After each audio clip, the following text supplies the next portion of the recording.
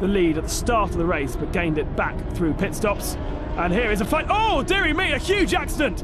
And that is Salvador Duran. Over and over he goes, and into the catch fencing, and over the catch fencing as well. He raised his hand saying, I'm okay. But that was a huge, huge accident for Salvador Duran.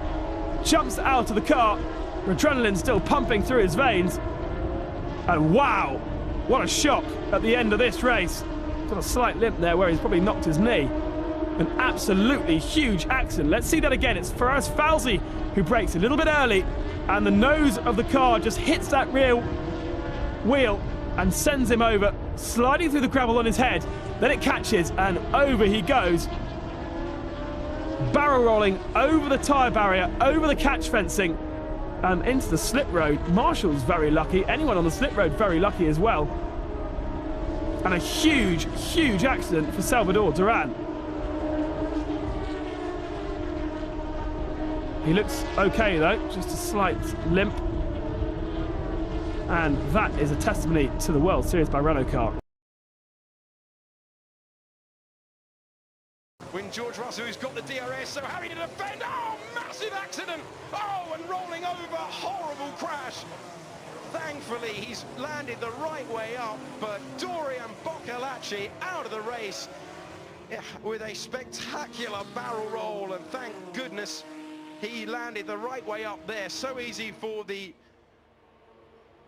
And he made contact with Alessio Lorandi. So easy for the rollover hoop to dig in. So dramatic stuff there. But here is Raoul Hyman, who comes over the line to win for the first time in GP3.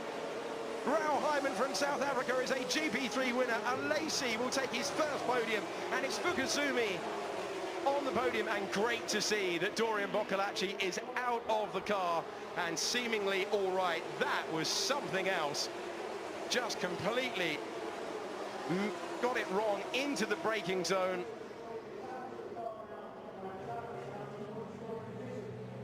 And here is your race winner under enormous pressure all the way through, but he has managed to convert the pole, as we've seen in Formula 2, as we've seen in GP3 yesterday. It's the man on pole once again who has triumphed.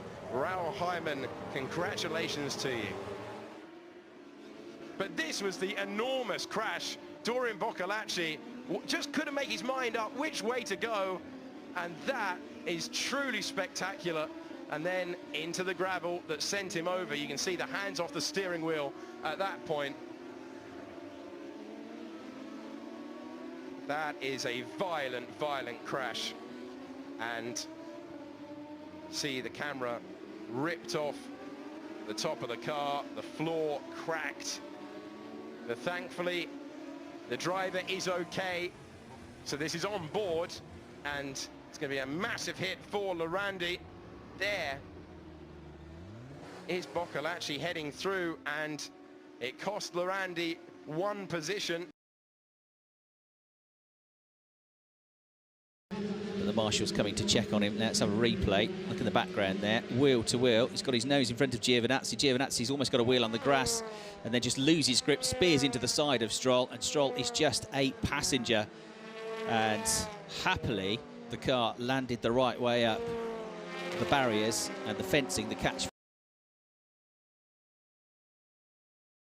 I know we have only 7.5 minutes plus 1 lap left. Oh my! Huge accident, a huge off. Ryan Teeter had spun, Piquet is involved, there was another car that's airborne as well, and the race is being stopped straight away. Red flag shown, and Ryan Teeter was the catalyst for all of that because he had spun, and then out of nowhere came, I fear, Peter Lee. Teeter was wrong, he got it way out of line, he was too quick, ran off the road, through the gravel bed he goes, back onto the circuit. Joel Eriksson gets through, and then way up on the curb, Peter Lee into the back, a complete corkscrew, he crash lands.